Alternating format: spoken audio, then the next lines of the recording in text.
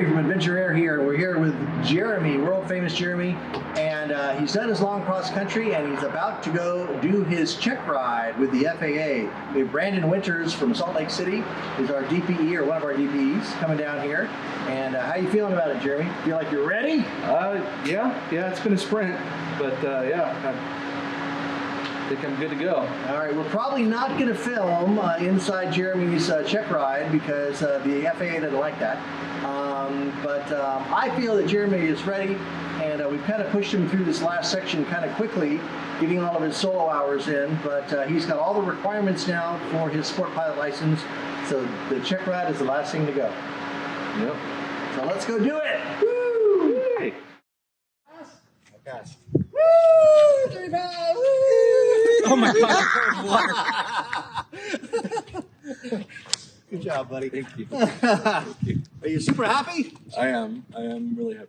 All right, it's thanks to you watchers out there that have allowed Jeremy to pass. How about that? Thanks. Anyway. All right, guys, we're back, and Jeremy just finished his check ride with the FAA. How did it go? I passed. Tell the viewers what maneuvers did you have to do? We did left and right 360s, turn around a point, engine out landing, vertical descent, precision landing, touch and goes, and shoot, what else? I think that was it. Okay. That was it.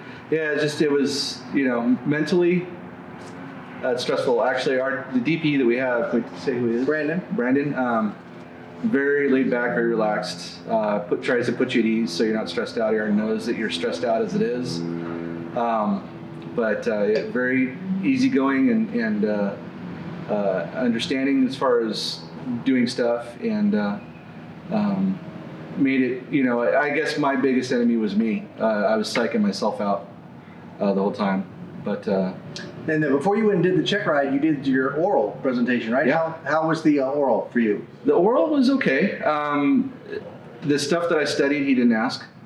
So there was other stuff that he asked that I had to do some research on and find the answers. And that's the thing is if you don't, you're not expected to know everything, but you should have some basic knowledge.